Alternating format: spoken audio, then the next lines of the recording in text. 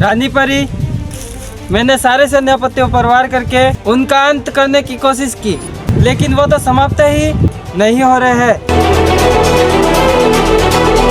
एक का अंत करके मैं दूसरे के पास जाता हूँ तो पहला वापस जीवित हो जाता है, दूसरे का अंत करके तीसरे का अंत करता हूँ तो दूसरा वापस जीवित हो जाता है। ऐसा क्यों हो रहा है रानी परी?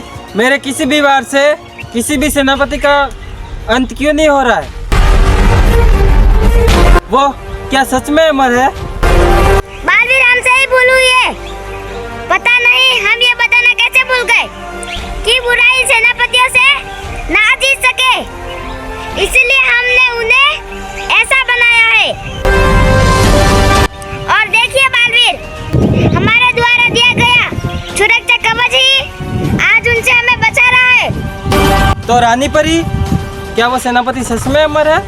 उनका अंत कभी नहीं हो सकता। नहीं बालवीर, बुराई कभी इतनी शक्तिशाली नहीं होती कि वह सच्चाई का अंत कर सके। बालवीर, ये चारों सेनापति चारों दिशा के सूचक है।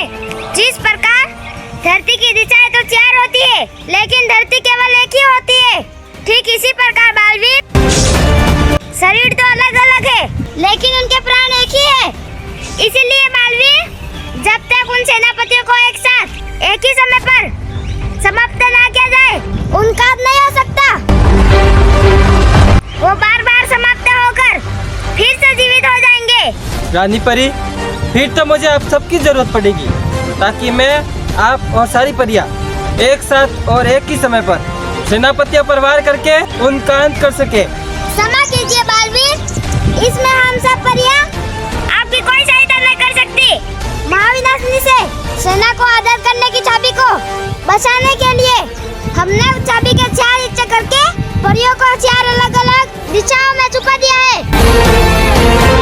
और बालवीर, हम भी मजबूर हैं, क्योंकि उस चाबी का 14 हिस्सा हमारे पास है और इसलिए हम महाविनाशिनी के सामने नहीं आ सकते बालवीर।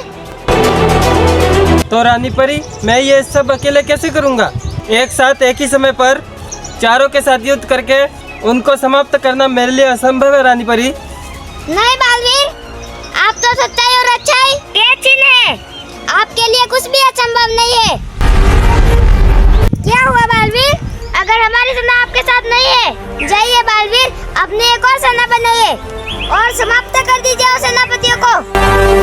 हीरोइक सेना? लेकिन कौन होगा मेरी सेना में रानी परी? कौन होगा आपकी सेना में और कैसी होगी आपकी सेना, इसका चयन आप खुद करेंगे बालवीर। हाँ बालवीर, आप खुद नई सेना तैयार करेंगे बालवीर। आपकी सेना का केवल एक ही लक्ष्य होगा, इन चारों सेनापतियों को एक साथ और एक ही समय पर समाप्त करना।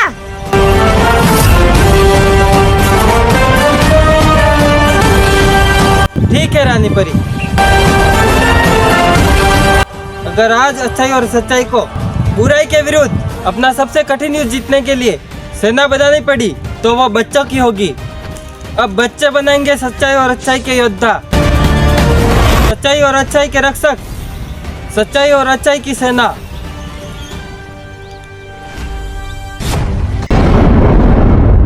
For more updates, subscribe to our channel, click the show links and enjoy watching the videos.